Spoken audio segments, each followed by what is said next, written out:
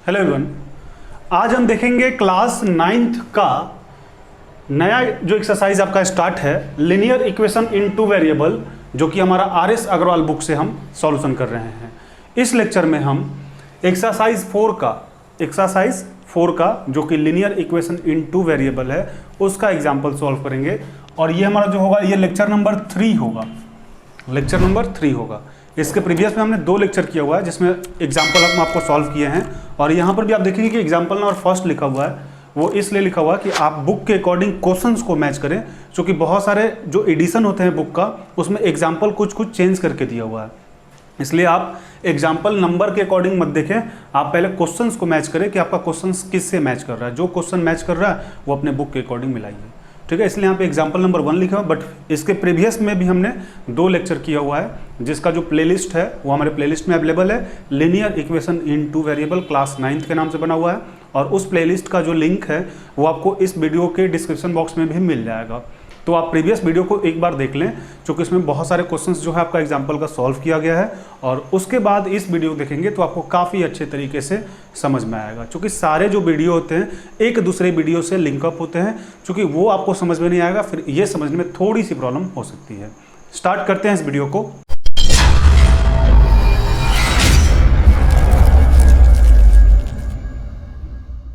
Class 9th example number 1 lecture number 3। पहले आप questions को समझे। बोला जा रहा है right each of the flowing equations in the form ax plus by plus c equal to 0 and indicate the value of a b c each cases। अभी 3 questions लिए हैं। फर्स्ट एग्जांपल का 1 2 3 केसेस लिए, 3 क्वेश्चंस लिए। आपको पहले क्या बोला जा रहा है? पहले बोला जा रहा है कि जो क्वेश्चंस है उस क्वेश्चंस को आप ax plus by plus c के फॉर्म में लिखें।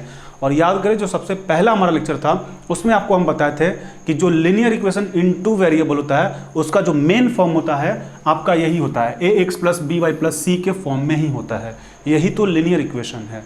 और टू वेरिएबल का मतलब हुआ कि इसमें 2 वेरिएबल्स हैं, x एंड y। आप जब 8th क्लास में पढ़ रहे थे तो उसमें आप याद कीजिए, उसमें लीनियर इक्वेशन इन 1 वेरिएबल था, इसमें 2 वेरिएबल x और y, उसमें कोई एक वेरिएबल होता था, या तो x या फिर y, ठीक है। तो आपको ये भी समझ में आ गया होगा। अब यहाँ पे आप देखें कि हमें किस फॉर्म में लिखना है, ax plus by plus c equal to 0 के फॉर्म में लिखना है। तो ऐसा करते हैं कि सबको पहले LHS की तरफ करते हैं। 3 minus 2x minus y equal to 0। बात आपको समझ में आ गई होगी। 3 है तो 3, ये प्लस में है, इधर जाए तो माइनस में कर दिए, ये प्लस में इधर जाए तो माइनस में कर दिए, इक्वल टू 0। अब इसके फॉर्म में सजाने, यानी पहले x वेरिएबल, फिर y वेरिएबल, फिर आपका कांस्टेंट। तो x वेरिएबल -2x है, फिर y वेरिएबल तो खाली केवल आपका क्या है, केवल आपका y है, और प्लस 3 इक्वल टू 0।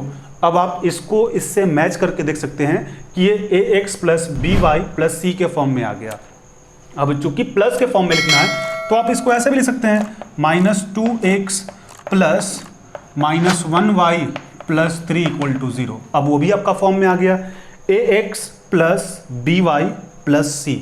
अब आपको क्या बताना है? अब आपको बताना है a b c क्या होगा, उसको इंडिकेट करना है। यानी यहाँ पे a इक्वल टू -2 हो गया, b इक्वल टू क्या हो गया, b इक्वल टू आपका जो है -1 हो गया, और c इक्वल टू 3 हो गया। तो इस तरीके से हमने a b c इंडिकेट किया। आपको अभी भी नहीं समझ में आया, आप क्वेश्चन नंबर 2 देखें, हो सकता है इसमें जो डाउट रही होगी क्वेश्चन नंबर 2 में क्लियर हो जाए। तो पहले ax plus by plus c के फॉर्मेट में हम इसको सजाएंगे। यहाँ पे क्या करेंगे, 3x minus 8 minus 5y equal to 0। इसमें तो कोई डाउट नहीं होगा आपको। अब यहाँ पे देखें 3x, और पहले y को लिख लेते हैं, 3x तो लिख दिए हैं, पहले y को लिख लेते हैं, क्योंकि यहाँ पे ax प्लस by है, तो -5y माइनस 8 इक्वल टू 0। अब इसको चाहे तो आप यहाँ से भी a b c का मान बता सकते हैं, बट प्लस के फॉर्म में तो उसको वो भी आप कर सकते हैं। 3x प्लस -5y माइनस है ना, तो प्लस -8 इक्वल टू 0। चूँकि आप प्लस माइनस करेंगे तो माइनस ही हो जाएगा, उससे कोई इफेक्ट नहीं पड़ने वाला। प्लस बस आपका इस फॉर्मेट में अरेंज हो जाए इसलिए किए हुए हैं।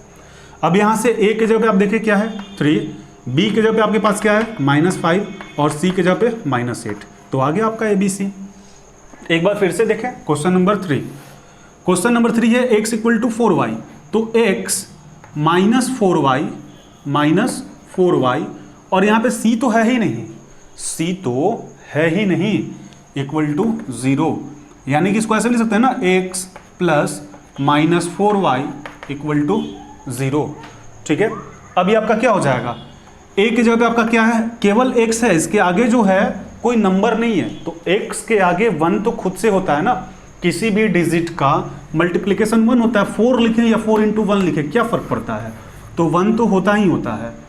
और b के जगह पे क्या है, -4, c तो है ही नहीं, यहाँ पे c है ही नहीं, यानी कि c equal to 0।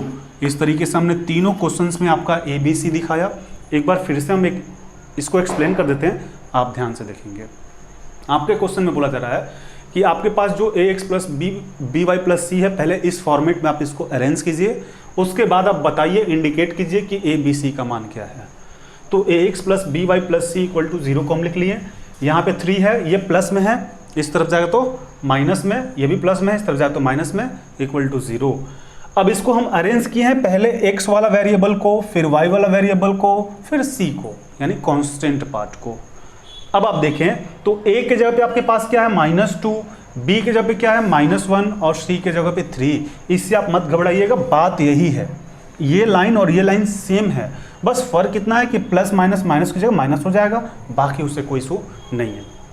Second number भी जस्ट वही क्वेश्चन है, 3x और यहाँ पे -8 और ये प्लस में इधर है तो माइनस में, पहले x वेरिएबल फिर y वेरिएबल, फिर यहाँ से a b c निकाल लिए, और 3 नंबर भी जैसा है वैसा ही। तो आप इसको एक बार नोट डाउन कर लें, उसके बाद फिर नेक्स्ट स्लाइड में नेक्स्ट क्वेश्चन को देखते हैं। नेक्स्ट क्वेश्चन को हम देखते हैं, question number example number first का ही है ये, एग्जाम्पल नंबर फर्स्ट का क्वेश्चन नंबर 3 प्रीवियस में देखे थे, अब क्वेश्चन नंबर 4 देखेंगे। यहाँ पे देखिए, यहाँ पे जो आपका फॉर्मेट है वो किस टाइप से है, यहाँ पे x/3 - y/2 इक्वल टू 5, और हमें ax plus by plus c equal to 0 के फॉर्मेट पे चेंज करना है। पहले इसका एलसीएम लेते हैं, कितना हो जाएगा 6, 3 के टेबल में 6 2 बार में होता है ना, यानी ये हो जाएगा 2x, और 2 के टेबल में 6 3 बार में, 3y इक्वल टू 5 है। अब इसको क्रॉस मल्टीप्लिकेशन कराइए, तो क्रॉस मल्टीप्लिकेशन आप कराएंगे तो 2x - 3y equal to 30, 2x - 3y - 30 equal to 0। अब आप डायरेक्ट ABC बता सकते हैं, a इक्वल टू क्या हो जाएगा 2, b इक्वल टू क्या हो जाएगा -3, और c इक्वल टू -30। यहाँ पे एक चीज़ आपको और भी समझनी पड़ेगी, आप यहाँ पे एक चीज़ और समझ लें, क्योंकि आपको डाउट ना हो, प्रीवियस जो आपका क्वेश्चन था उसमें आपको ऐसा लगता होगा कि आंसर नहीं मैच कर रहा है, वो भी आपका आंसर मैच कर रहा है, वो गलत नहीं है, वो भी सही है। क्यों सही है, यदि आप यहाँ पे लाए हैं 2x - 3y इक्वल टू 30, आप लाए हैं 2x - 3y इक्वल टू 30, और आप यदि इसको RHS की तरफ लाते हैं, ये आपका क्या है RHS में है, LHS की तरफ लाते हैं तो माइनस में आ जाएगा, जैसा कि हमने यहाँ पे किया। यहाँ पे ये क्या है RHS में था, इसको LHS में लाए तो माइनस में हो गया, यानी यहाँ से हमें मिला a equal to 2, b equal to -3 और c इक्वल टू 30। यहाँ पे मेरी मर्जी ये है कि हम इस पार्ट को उस तरफ ले जाएं, LHS वाले को RHS की तरफ ले जाए तो भी नो इशू। यहाँ पे 0 बच जाएगा, क्या हो जाएगा 30 - 2x प्लस 3y, ये हो जाएगा। अब यहाँ पे हम क्या कर सकते हैं, इसको पहले लिख लेते हैं, 30 - 2x plus 3y equal to 0। ठीक है, अब x को पहले लिखिए, -2x plus 3y plus 30 equal to 0। यहाँ से देखिए a इक्वल टू आ गया -2, b इक्वल टू आ गया 3 और c इक्वल टू आ गया 30। अब इन दोनों में आप डिफर देखिए, डिफरेंस क्या है यहाँ पे आप देखिए कि b और c माइनस में था, यहाँ पे b और c प्लस में है, a यहाँ पे प्लस में था, a यहाँ पे माइनस में आ गया। जो प्रीवियस में आप मिलाएंगे तो आपके हो सकता है कि बुक में वैसा ही कुछ दे तो आपको लगे कि वो गलत है, लेकिन वो गलत नहीं है।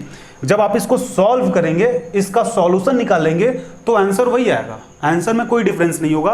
अंतर इतना है कि यहाँ पे a जो है आपका माइनस में है, यहाँ पे a प्लस में है, बट ये भी तो आप देखिए कि b यहाँ पे प्लस में, यहाँ पे b माइनस में आया है, तो उससे कोई इशू नहीं होने वाला है।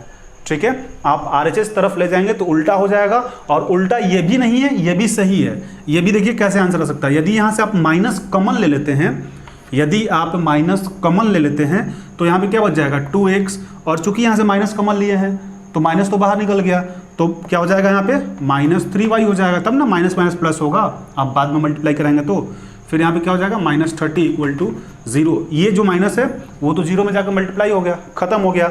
अब देखिए कि ये इक्वल टू क्या आया 2, b equal to -3, c equal to -30। तो अब आपको डिफरेंस समझ में आ गया होगा कि चीज़ ये भी यही है, ये भी यही है, और ये तो है ही, प्रीवियस में वही चीज़ था। ठीक है, अब देखते हैं क्वेश्चन नंबर 4। ये आपका सेकेंड मेथड होगा, आप चाहें तो इसको भी नोट कर लेंगे। ये आपका फर्स्ट मेथड।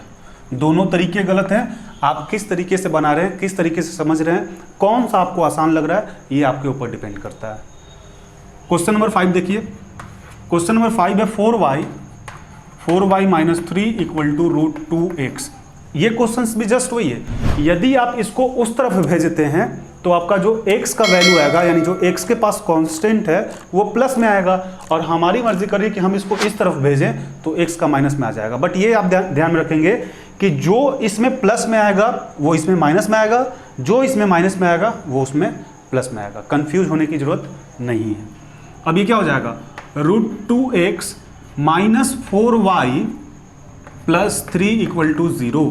हम यहाँ पे क्या किए हैं, इस वाले पार्ट को LHS वाले को RHS की तरफ भेजे हैं, इसलिए इसका वैल्यू क्या आएगा, a इक्वल टू आप क्या आ गया √2, b इक्वल टू आ गया -4 और c इक्वल टू आ गया 3। कब ये वैल्यू कब आया, जब हम LHS वाले पार्ट को RHS की तरफ भेजें। अगर से आप देख लें, सेकंड मेथड भी इसका देख लें, क्या जब हम RHS वाले पार्ट को LHS की तरफ भेजते हैं तो देखिएगा क्या होगा, जो यहाँ पे प्लस में है, यहाँ पे प्लस में कौन है, a और c, वो माइनस में आ जाएगा, और जो माइनस में है वो प्लस में आ जाएगा। तो आंसर सेम होगा, वही होगा। यहाँ पे आप देखिए सेकंड मेथड से जब आप इसको सॉल्व करेंगे तो अभी क्या करते हैं, इसको इस तरफ भेजते हैं, तो 4y minus 3 minus √2x equal to 0 arrange कर लेते हैं। पहले x वाले को, फिर y वाला 4y माइनस 3 इक्वल टू 0 निकालिए। a इक्वल टू -√2, b के जगह पे क्या है 4 और c के जगह पे क्या है -3। अब आप मैच कीजिए, a का वैल्यू यहाँ पे क्या था, प्लस था, यहाँ पे क्या आया माइनस, b का वैल्यू क्या था माइनस, यहाँ पे क्या आया प्लस, c का वैल्यू प्लस था माइनस। तो ये कोई इशू नहीं बनता है, आपका दोनों सही है। अब एक बार इसको नोट करें, फिर 6 नंबर को हम देख लेते हैं। 6 नंबर क्वेश्चन है ना, 6 नंबर क्वेश्चन को आप देख लें, ये भी आसान है। क्या करना है, πx प्लस y, और ये प्लस में जाए तो माइनस में 6, इसको पाई पढ़ते हैं, पाई, ठीक है, PIE, पाई, पाई हिंदी में पाई। अब यहाँ पे देखें, हमें क्या करना है, ax plus by plus c के फॉर्म में तोड़ना। अब यहाँ पे आप कंफ्यूज ये मत होइएगा कि a के जगह क्या लिखें, बस x को छोड़ दीजिए, x को छोड़ दीजिए, पाई के x के आगे कांस्टेंट क्या है, कुछ भी हो वो तो लिखना ही है। यानी यहाँ पे a इक्वल टू क्या हो जाएगा आपका, a इक्वल टू आपका हो जाएगा पाई, b इक्वल टू आपका क्या हो जाएगा, b इक्वल टू आ जाएगा 1 और c इक्वल टू -6। यही आपका a और a b c का मान हो गया। कैसे, इसको इस तरफ भेज दिए। अब यहाँ पे क्या हो गया, a equal to pi, b का क्या हो गया, b का 1 और c का -6। इसमें भी आप वही कर सकते हैं, हम इसको RHS की तरफ से LHS लाएं, आप LHS से RHS ले जाएंगे तो a और b का मान माइनस में आ जाएगा, c का वैल्यू प्लस में आ जाएगा। ठीक है, बट आप कोशिश कीजिएगा कि a का वैल्यू हमेशा पॉजिटिव रहे, ये भी एक फैक्ट होगा। अब आप इसको एक बार नोट डाउन कर लें।